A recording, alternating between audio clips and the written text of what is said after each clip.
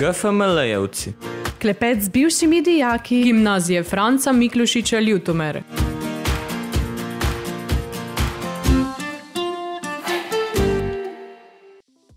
Dobrodošli v novi sezoni podcasta GFML-jevci. Z novo sezono prihajajo novi voditelji in novi gostje. V šolski radijski studio vsak mesec povabimo bivše dijake GFML, ki nam predstavijo svojo osebno in poklicno pot. V novi epizodi sem z vami Kaja Furlan, ob mikrofonu pa se mi je pridružil Saša Pergar. Pozdravljeni! Lepo pozdravljeni in hvala za povabilo. Magister Saša Pergar je učitelj slovenščine in angleščine na GFML, torej pedagog, razrednik kar nekaj generacijam gimnazijcev, lektor, prevajalec, pisatelj, ljubitelj živali in še marsikaj. Znanstveni naziv magister je pridobil z magisterskim delom z področja didaktike. Dijaki ga s hodnikov ali iz učilnice poznamo kot vedno nasmejanega in glasnega profesorja, ki s šalami popestri učne ure. Kako se vi spominjate svojih gimnazijskih dni in profesorjev, ki so vas učili? Ja, jaz sem obiskoval gimnazijo Franca Miklošiča Ljutomer, na kateri danes tudi delam. In moram reči, da imam na to šolo res zelo, zelo lepe spomine. Tako da, o tem bi lahko govoril še in še. Tudi učitelji so bili zelo, zelo v redu. Nekaj mojih učiteljev še vedno dela danes na tej šoli, tako da so se iz mojih profesorjev prelevili v moje kolege in kolegice. In zanimivo pri tem je to, da vse tiste, ki so me učili, še vedno vikam. Torej, svoje učitelje vikam v zbornici, vse tiste, ki pa so takrat mogoče že učili, pa niso bili moji učitelji, pa tikam. Tako da to je eno posebno razmerje.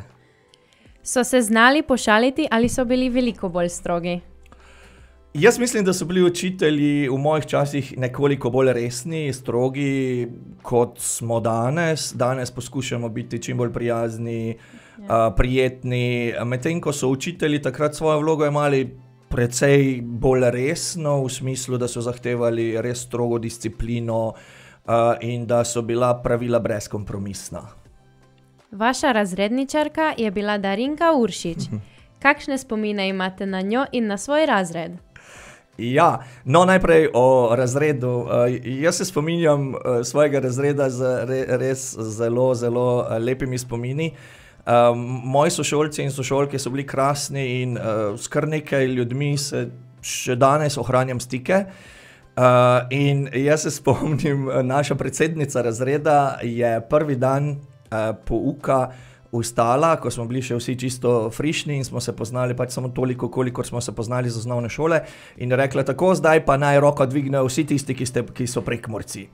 In potem še tisti, ki so bili prekmurci zaradi njenega nastopa, niso upali dvigniti roke, tako da je najprej izgledalo, kot da smo v razredu sami prleki, pa se je potem kasneje pokazalo, da ni čisto tako. Drugače smo pa se res odlično razumeli in smo skupaj tudi kakšno stvar ušpičili. Nismo bili samo sošolci v razredu, ampak tudi drugače.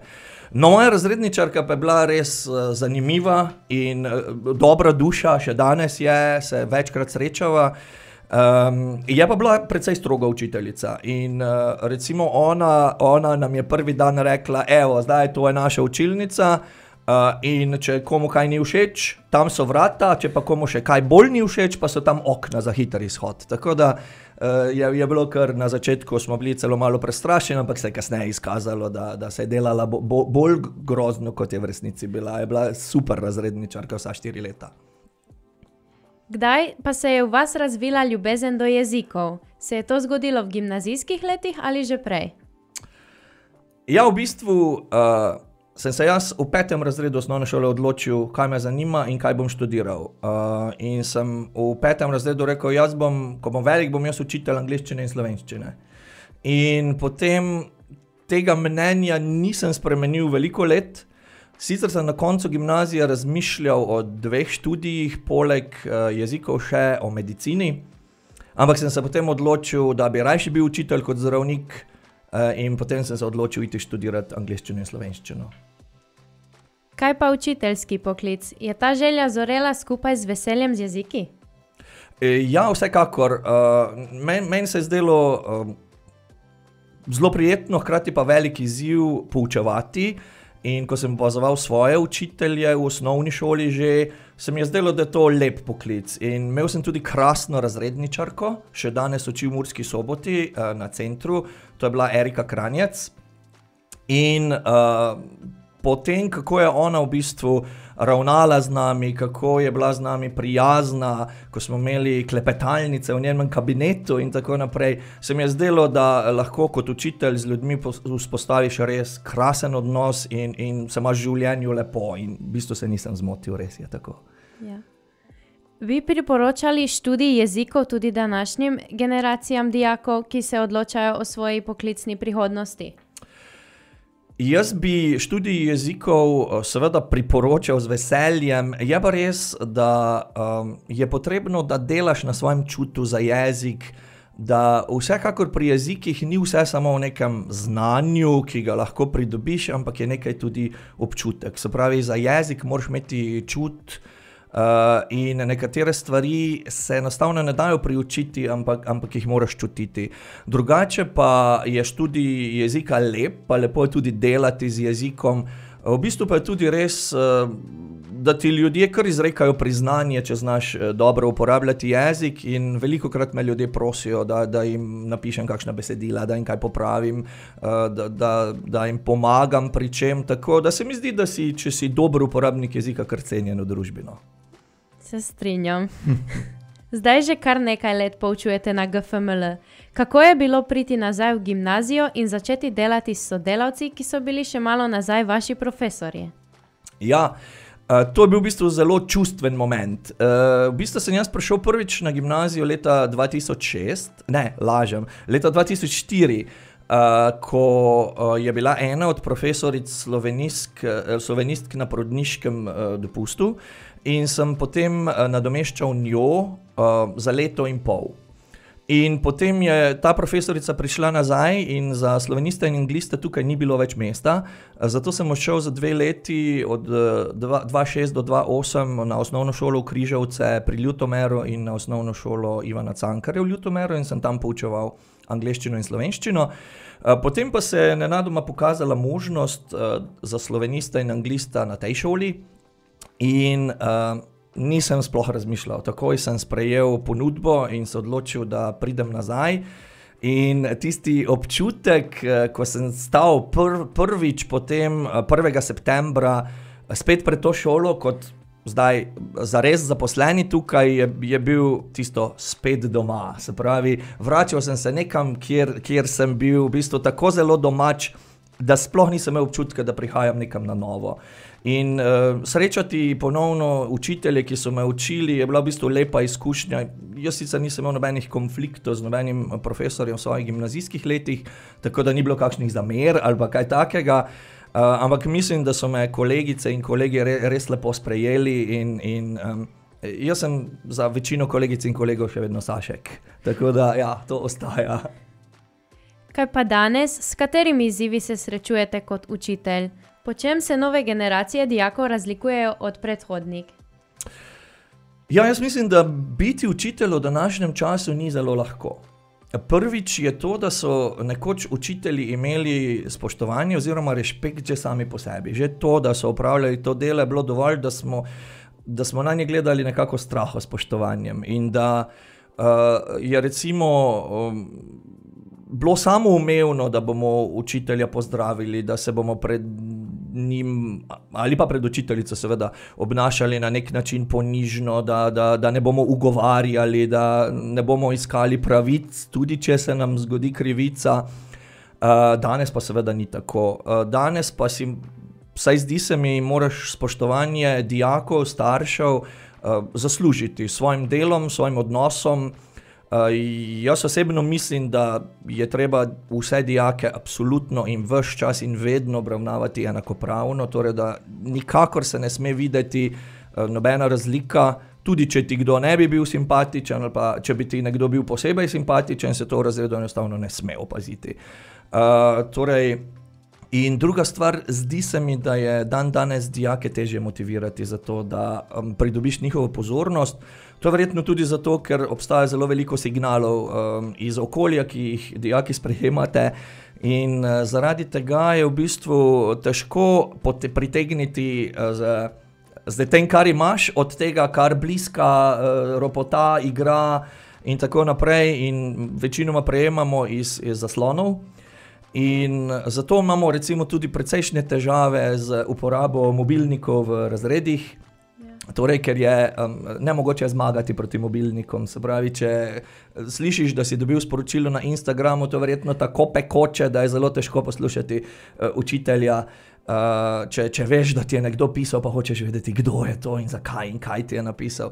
Tako da to je prva stvar, hkrati pa je tudi težko tekmovati z takim načinom potem v razredu, tako da tudi mi moramo početi veliko več kot govoriti in pisati z belo kredo na zeleno tablo, ne, kot je bilo včasih, ampak je treba uporabljati multimedijo, posnetke in tako naprej. Jaz celo trdim, da je biti učitelj, biti igralec, da je vsaka ura v razredu na nek način gledališka predstava.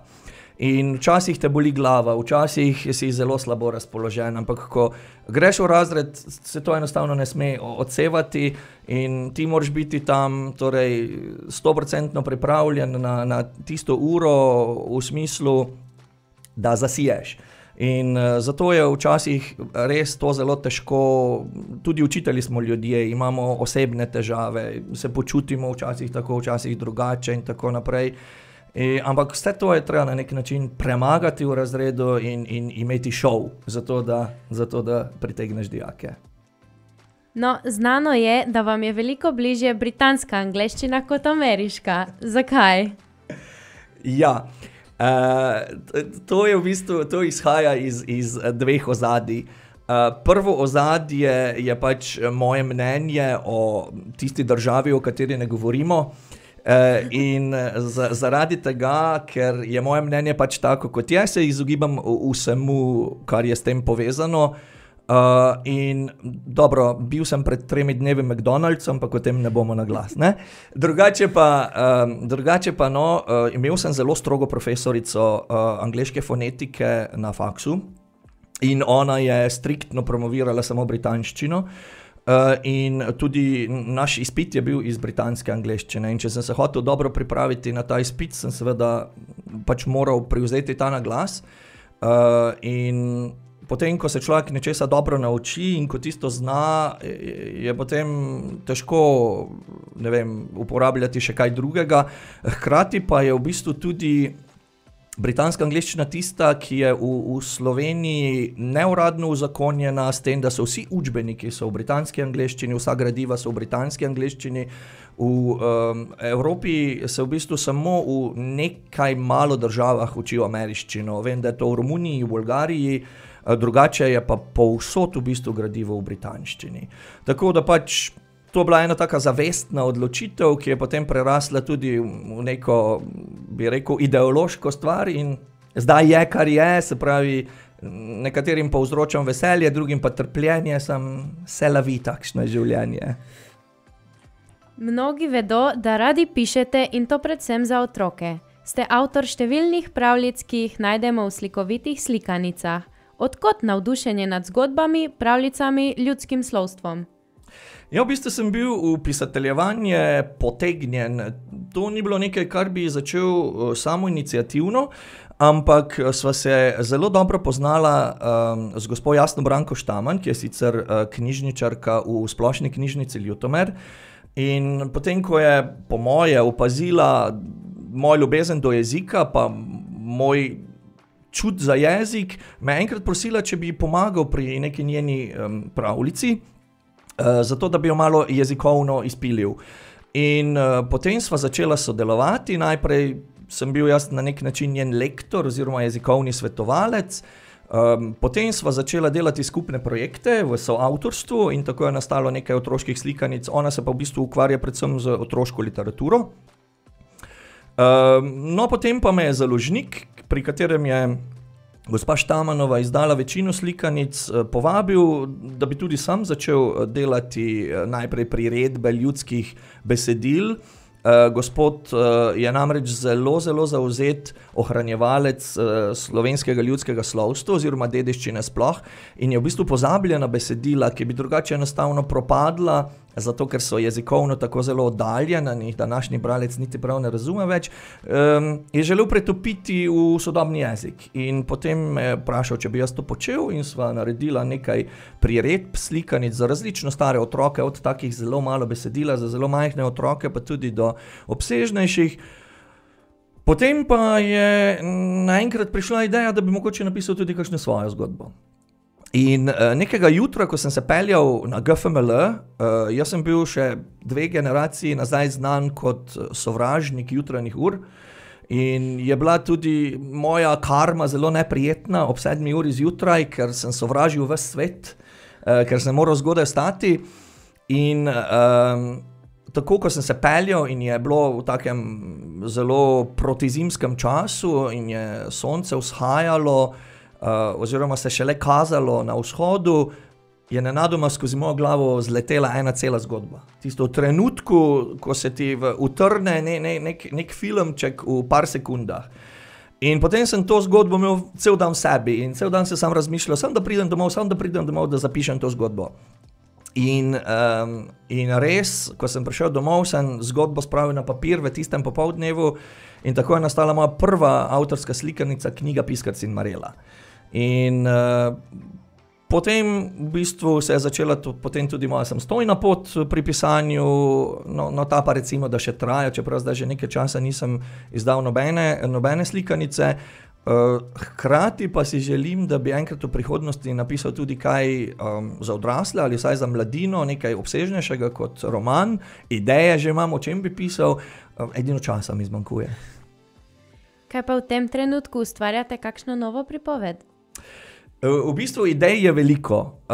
S tem, da zdaj v tem trenutku se bolj ukvarjam s strokovnim področjem, ker prenavljamo 2 stvari, sodelujem tudi pri učbenikih za slovenščino, barve jezika in pravkar prehajamo v prenovo tega učbeniškega gradiva, tako da imamo za 4 leta močnega dela, da bomo prenovili učbenike za vse 4-letnike, hkrati pa prenavljamo tudi vadnice za maturo, ker so zdaj novi maturitetni katalogi, ene stvari je treba spremeniti, tudi spoznanja v jezikoslovju so se nekoliko spremenila, je treba stvari posodobiti in tako naprej.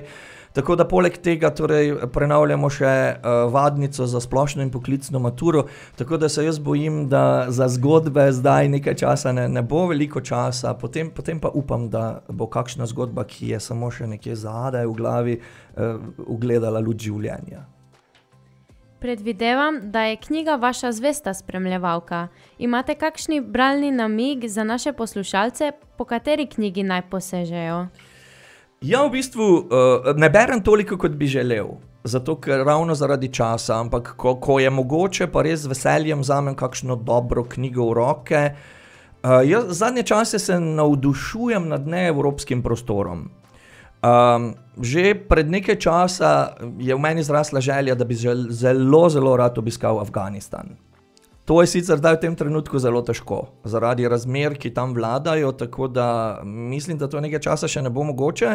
Drugače mi je nasplošno všeč Azija, zelo rad imam Azijo, tako da zdaj poskušam posegati recimo po knjigah tamkajšnjih avtorjev, ki so v Evropi mogoče malo manj znani in res bralcem bi zelo priporočil katerokoli knjigo, mislim, da ima 3 romane pa 1 slikanico, to je afganistanski pisatelj, ki sicer zdaj živi v tujini, mislim, da v ZDA, Khaled Hosseini. Njegova prva knjiga je bila Tek za zmajem ali Kite Runner in zdaj je izdal potem še druge romane, potem je posnet tudi film. In res, to so knjige, ki jih človek ne bere samo z glavo, ampak tudi s srcem in jih zelo priporočam. Drugače pa moja najljubša knjiga vseh časov, ki mi je res zelo veliko pomeni, čeprav je na videz zelo preprosta, je pa Drevo ima srce, ki je v bistvu slikanica. Mislim, da se avtor piše Silverstein, ne bi pa dal roke v ogenj.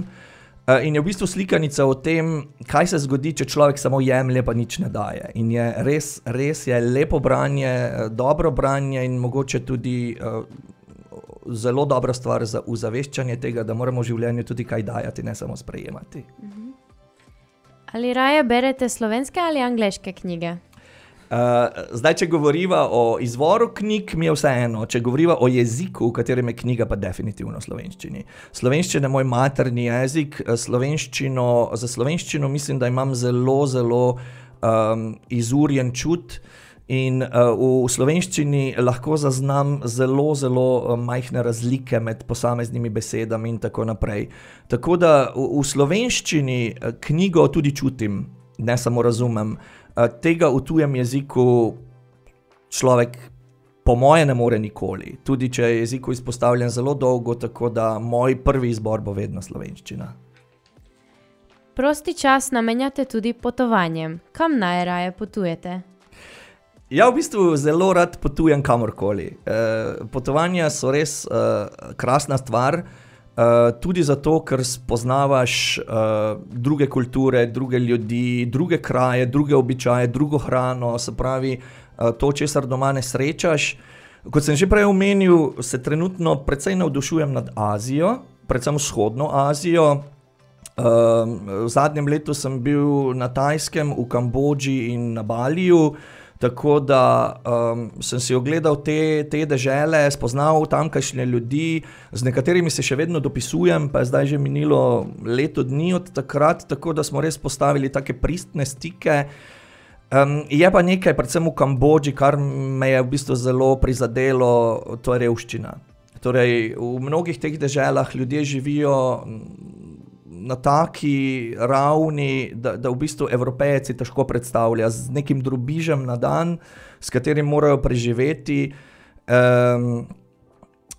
In ne vem, to vseeno, meni je to res nekaj krasnega, da se ti ljudje v bistvu zaradi tega ne obremenjujejo, da jih ta revščina ne potre, da v bistvu to sprejemajo kot neko danost, s katero morajo živeti in da kljub temu najdejo zadovoljstvo v življenju.